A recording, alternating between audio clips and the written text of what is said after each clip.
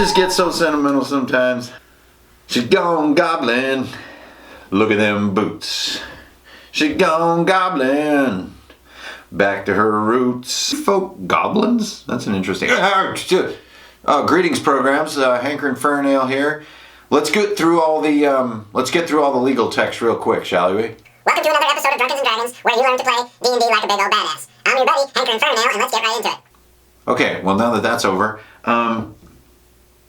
it's Campaign Encounters, Part 2. You did not watch Part 1, you will not get a recap here. Go watch Part 1, for crying out loud. Cavern of the Lizard Man. We are now in Part 2. So the idea behind the Campaign Encounters series is that not only do you get to have a bunch of fun drinking beer and goofing around with all this cool little terrain stuff and dreaming about dwarves and goblins in the days of old. Not only do we do that, but this is a basically custom-built story and campaign flow just for you guys out there. So if your players are watching, they're going to spoil everything. Maybe that's okay. You guys can laugh over the spoilers later and at my terrible video making skills. But if you're going to use the content with your players and you don't want them to get spoilers, stop the video now and go over to Yellow Brick Cinema and listen to one of those 6-hour study mixes. Because damn, if you want to see slow pans over stacks of books and trees, there is no better channel on YouTube. Campaign Encounters Part 2. The Fate of the Goblins. That's the title. Such gravitas. Okay, let's jump right into it. The format of Campaign Encounters is that I not only want to let you guys in on what the story content is, but who these players are and how to unfold the terrain as you play. So there are a ton of amazing DMs out there, especially posting nowadays and doing work on YouTube, and it's awesome. But I've gotten a lot of response on my channel asking for a lot of tips on the basics. How do I just be a cool DM? How do I be a badass? I mean, I think I understand the rules, but frankly, the rules never really cover how to make the tabletop experience fun for everybody. Well, you got step 1 right in front of you here. I got my Coors and my mug. You got something to drink and you got a snack. Everything's gonna go great. Don't worry about it. You're just here to screw around. The other big part of Campaign Encounters is I want to show you how to improvise and build your story in a way that doesn't require you to take on a new job, which is professional DM, because it's overwhelming. So to the Fate of the Goblins. Part 2 of Campaign Encounters, our players have just emerged from the Cavern of the Lizard Men, where after being swept out of their village in a flood, they found their way into a stone cataract and therein a terrible cavern filled with insidious creatures. But more disturbing, the tomb of an ancient soldier who looks exactly like one of our heroes, whose name is Helm. The characters just barely survived the Cavern of the Lizard Men, took almost no loot, but left at least with their lives. So now, a great way to start every session with your players is to quickly recap what they just did and what was cool. Maybe you want to say our wizard here, Zymer, the coolest thing he did last time was yell, "I'm old! We're still old! We escaped! And I'm old here in a different area!" So anyways, celebrate what happened last round and bring them right in. Another little tool that I'll use on my board is a popsicle stick that provides a little arrow to where they just came from. Gives them a great sense of, did I just show that upside down? Or maybe you thought it was in Latin or something. Anyways, gives characters a great little micro compass on the board and tells them, here, maybe you can see it better back here. Tells them exactly where they just came from. So as you guys are playing on the board, rolling dice, you always know like, oh yeah, we were just right over here. Oh my God, and then Zymer was like, "I'm old," and he was a wizard, and everybody's like, yeah. And then Helm turns out is like a time traveler, and then Stylls was like, huh? Because I'm a goblin, what's going on? Okay, welcome to the Fate of the Goblins. So the characters emerge, and pow, roll initiative. Maybe they can talk for a second. Here you go. So if your players start talking and they want to recap what happened and how they're going to play and how they're going to adapt their play styles, because they're not even level 2 probably yet, you get out your trusty timer here, flip it over on the table, and then just happily enjoy them talking. This sets everyone free from being a jerk. A lot to talk about before you just get underway and get started. You can talk about, hey, you know, that was really weird how there's a grave there, and I bet the story's going to unfold, so you should be in the front all the time. Or the other guy can say, like, I didn't do anything last time, that was lame. Can I kind of get in there and like attack this time? Or why do we have this damn fox following us around? Can we get rid of this thing? Okay, there's a lot of stuff to talk about. Do we actually have food? Hey, how many hit points did you have? Did you level up last time? As the DM, you often face a difficult choice, which is like, when do you kind of cut this short and be like, roll initiative, guys, we're jumping into a room that's filled with bad guys. Right? You don't really want to do that. And you're kind of a troll on the group when you do, because sometimes those conversations, those are the most beautiful part of the game. We're still going. If you use this trusty little timer, neither you or the players have to decide when to get the adventure underway. This little timer decides. Now, I'm not sure how long this thing takes. I think it's 2 minutes, maybe 3 minutes. But it's fantastic because it just removes the decision. Now, as the DM, you still have to remember to pop this little baby out. So if characters are having huge discussions about rations, or getting out of town, or negotiating with a bartender, or how much a horse costs, or all these kinds of things that can really bog the game down sometimes, but are frankly important for role-playing, just whip out ye old timer and just, hey guys, get it done. And as the DM, you got to make sure you got your answers ready. It's almost out. So there you go. All right, well, I think we're set. We're going to go ahead and let Zymer go first this time because he felt a little left out. Okay, well, you go first then, dude. All right, everybody, roll initiative except Zymer, who wins. So if they do that, all I'm looking for is, can someone roll like a 20 and jump ahead? So if everyone agrees who goes first, and you do simple initiative like I do, which is basically there's one winner and then you go clockwise, just like a board game. If you do granular initiative and you agree to let Zymer goes first, it's still important for everyone to roll initiative. We'll do a key mechanics video all about simple initiative. For now, Zymer walks up ahead. Oh my god. Up the ramp. Helm follows him, Stylls goes up. Zymer steps out. This is an exit. So behind you, you see the cataract leading down into the cavern of the lizardmen. And it smells like lizardmen. But here there's fresh air. And even though the flood has recently swept the road and the ruins and the trash of the entire village of Westburg in front of you, it's mostly cleared and the water has receded for now. You've been in the cavern of the lizardmen for hours. It's the middle of the night, but all is not quiet. Before Zymer can even gather his wits and the other players approach, 2 goblins come dashing out of a nearby hovel. Here's your hovel right over here. If you can't visualize the hovel quite well enough, exterior walls are always handy. So you can do something like that. Just to denote structure over there, guys. There's a structure. So this door comes flying open. 2 goblins come running out screaming, "No, no!" And behind them, 2 more goblins.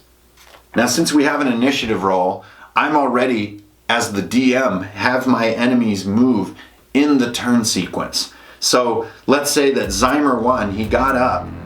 When I decided the time was right, I entered the sequence where I should be. So it was like Zymer going around that way. I know when it's going to be my turn, and this is the beauty of using simple initiative. You're not going to be like, okay, when do I unleash? Okay, so my turn comes and I move everyone their move, which gets these guys about out here. So as part of my turn, I reveal that the 2 goblins chasing the other 2 don't look right. So the 2 that are running away are wearing cook's clothing. They have white aprons. The 2 behind them, same clothing, but covered in blood. The first one attacks the one fleeing in the rear. Boy, I'm so used to having dice, so I was going to skip all the dice rolls so we can keep everything moving. So these guys come up and give 2 solid chops to these goblins, doing, 4 to 7 damage, which is most of a goblin's health. They both fall down, and the players suddenly notice, oh my god, those are the servants. Those are like the kitchen help. And behind them, those are also the kitchen help. So Zymer, not sure what to do, comes up, uses a cantrip, like zaps one of the bad guys. Hey, don't hurt innocent people. What are you doing? You know. Stylls and Helm come up. This is a classic battle, right? Stylls kind of becomes paralytic a little bit. I recognize these guys. He recognizes all four of them. They are all his close family members. 2 cousins, a sister, and his mom. His mom is the most aggressive chopper of them all. But once these 2 are dead, the goblins turn their hateful, homicidal gaze on the players and attack with no hesitation. And as they get closer, the players look into their eyes and see red blood instead of eyes. They are crazed and not themselves.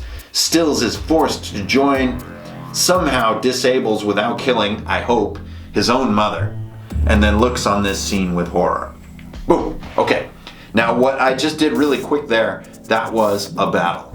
So to put your players through probably maybe 6 rounds of fight to kill off 2 voracious, is what I'm calling it, goblins. That is a great intro fight for these guys, and they have not rested. They just came out of the cave. What does it have to do with the flood? These are all truths that you probably need some sense of the answer to as the DM, because they are going to be fascinated and curious. Real quick, hide a little healing plant with your other plant. Always keep them alert, so they grab another little healing treat, and they're done with this section of the map. First time, one of the great advantages of using the 2.6D tile system, which is that I don't have to reveal the rest of the room and the rest of the map. If I was building everything custom 3D, I kind of need to bring it out as one piece. But right now I just have my tiles back here. You would normally have these kind of hidden away or something smarter than this. And then you draw it as the players discover it. So they finish this encounter. Maybe they loot some of those goblins for their kitchen wares. Stylls is deeply troubled because he's like, no, are any of my family survived? Maybe they managed not to kill his mother, but she is rabid and crazy. Her eye sockets are sunk in, her bones are showing through her flesh, and all she wants to do is tear everyone to pieces. He's never seen anything like this. At one point, one of the other players has to say something like, are goblins this like voracious and hellish and ravenous and homicidal? I thought they're kind of like, a little dim-witted and kind of, not necessarily that evil. Stylls is like, well, look at me, I'm chaotic neutral. Okay, we're getting in the weeds a little bit. You basically just want to reveal, oh my God, there's only a couple more members of his family, can he save them? So we move on. Stylls now refusing to let Zymer go first. The party follows. I'm sure they have all kinds of conversations and doing all kinds of crazy stuff. Zymer manages to pick a lock, or maybe without sound open the door, sneaks through, and when he does so, you can reveal the interior of the manor. So up in the trees here, built into the hill, this is really just the lower service entrance for the help to the manor, which is Westburg Manor, or whatever the name of your village is. This is the manor. So build yourself a nice corridor that's just going to take some time to build the suspense. Okay, so in they go. Turning corners, making perception checks. Whoa, you're hearing weird noises. Oh my God, something hellish is going on here. What the hell? Stylls, in a panic, realizes his only brother is probably in danger. Runs forward, there's another door. They do perception checks. He picks it, whatever the hell. Whatever you need to happen happens. That's probably, 30 minutes of gameplay just to get right through there. They get in here. Oh, you reveal this room, and it has this weird pillar in it. And Stylls' brother, Chills, is chained to this pillar, and this horrible figure is staring him down. What the? Oh my God, there's some movement back in the shadows over here. What is going on in here? The other players are moving up. Okay, what's going on, you ask? As you need to, using player dialogue, you're going to reveal what's happening. So this character right here, you have Cassus Frack, the necromancer. So he is basically infusing all the goblins with some kind of twisted sickness that's making them murderous monsters. And you know, normal goblins aren't exactly Martha Stewart. So a murderous, monstrous goblin. Oh my God, terrible. Martha Stewart, not the best example there because she's a troll in her own way. So Stylls come in, what are you doing to my brother? And Cassius Frack. The experiments are done now. The laboratory cleansed. You may kill me if you can. What the hell? What is he talking about? Don't give him any more story than that. The rest of the story is for you to know in the whole truth section of your journal. Whole truth. God, air quotes? Seriously? That was like welcome to 2002. You need to know the whole truth of what happened here and how long it's been happening. Just like Cavern of the Lizardmen. Make some of those notes. But all the players really hear is what I just said. The laboratory is cleansed. The experiment complete. Kill me if you can. So he's basically saying, here's the next battle. So players jump in. Zymer starts casting some spells, detecting magic. Foxy jumps on this guy, tears his throat out.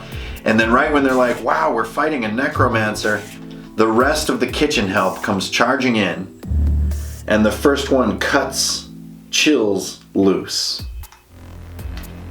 Now this is going to present a fantastic moral dilemma for Stylls. So if you guys remember in the last adventure, Helm was discovering that he's some kind of like historical figure, and he's probably either time traveled or looks just like someone or something.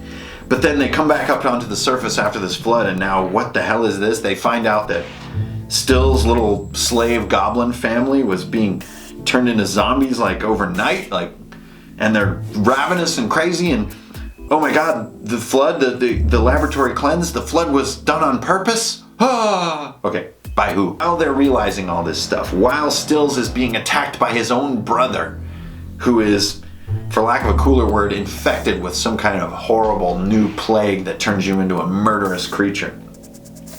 While they're realizing that they got this nice fight.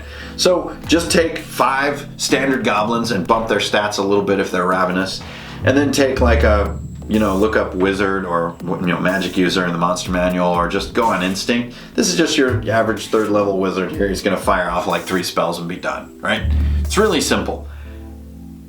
What's the story? You don't even really know yet as the DM. So play the battle out. Okay, great. They manage again to spare his family member and tie him up. And they move on through the manor. Now, for a second night of adventure, you're probably almost done by now. So it's like, wow, that was really cool. We kind of filled in the board, and then, well, there's another door here, and the back of the manor. And take one of your big tiles that's stone here. And at that moment, bump your DC like crazy, up to 17.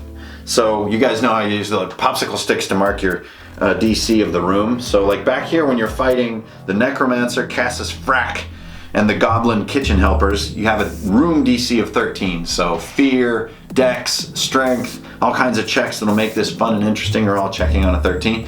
But then you come out here to the sort of the back patio of the manor and bump it way the hell up to DC 17. These are 2nd level at best characters. There's no chance that they will be reliably beating a 17. And then maybe as part of that escalation, get your scenery to kind of pop a little better. So it's like, dun dun dun, there's a crazy super battle up in here, bitches. It's gonna be crazy. Okay. And then, and this is just Hanker and Furnail advice right here, basically repeat the battle you just did with one variable changed. And this is gonna be the end of your night. So all this is just junk. All these other cool tiles and doors and stuff. Okay, so I escalated my challenge level, and then it's kind of like, everything you guys just did? Well, here it is again. Ooh. I am also Cassius Frack. We are many. We are legion. Kill me if you can. What the? You made me kill my brother! Which maybe they did, maybe they didn't. Stylls runs in. Zymer says, no, it's some kind of trap. I know this because I'm old. And Helm says, I've got 14 swords. I can cut somebody with one of them. Certainly. What's happening here is that you are letting the players fight the exact same set of characters in a different piece of terrain with a little less power. So they just learned who can do what, and now they can use it against them. And it's a great way not only to teach how the game progresses and stays still, but also to make everybody feel totally awesome. So do that. They come through, they kill everybody. What the hell happened? What is this crazy voracious story? I don't know. But the fine art of campaign story building is the art of the retcon. So always go back to the cool moment from the previous adventure and just retcon it into whatever thing it seems like it should be, and do it, a week before the session or 10 minutes before the session. But at least have an idea of the reason the flood happened is they were cleansing some kind of terrible goblin zombie experiment involving Stylls' family. Okay, remember the rule. Players are always the star. So next time, a week from now, we're going to do an adventure that completely focuses on Zymer. So we're talking about being old and how he discovers his role in the story of the destruction of Westburg. So that's about it, guys. The Fate of the Goblins. Welcome to Campaign Encounters Part 2. It's been great sitting here building out a room with you, having a bunch of fun playing basically one-player D&D. Remember, it's always crazier when you got players in there, but if you got an idea of what you're going to do, everything's easier. So go after it. Use your popsicle sticks. Be cool. Drink a ton of beer, because drinking beer... I didn't even open this. That's how excited I got. And it's all good, baby. So... Fate of the Goblins. I think you guys saw it. It's all right there. The 3 T's? Seriously? TTT? TTT? TTT? What's the timer right here? The timer is basically the explosion of violence. The timer is the death of Stylls' goblin family. The treat is XP, baby. This is an XP farm in here. But I didn't really put a treasure in here per se, except maybe one of the goblins would have something cool. And what's the threat? Goblins and necromancers, baby. Goblins and necromancers. Damn! He's probably casting Demon Door. He's casting Witch Bolt. And he's casting the little ghost Wet Willy finger that goes in your mind. Sadness. Sadness, Wet Willy. I can't remember what that one's called. Ghostly Touch. Ghostly Finger. Ghost Touch. Finger Touch. Finger Whisperer. Finger. And this fox thing, it's just a disaster waiting to happen. Gonna get killed and a lot of people are gonna cry. That's how we do it right there. That's how we do it on Dungeons and Dragons. Like we bring some, we'll bring that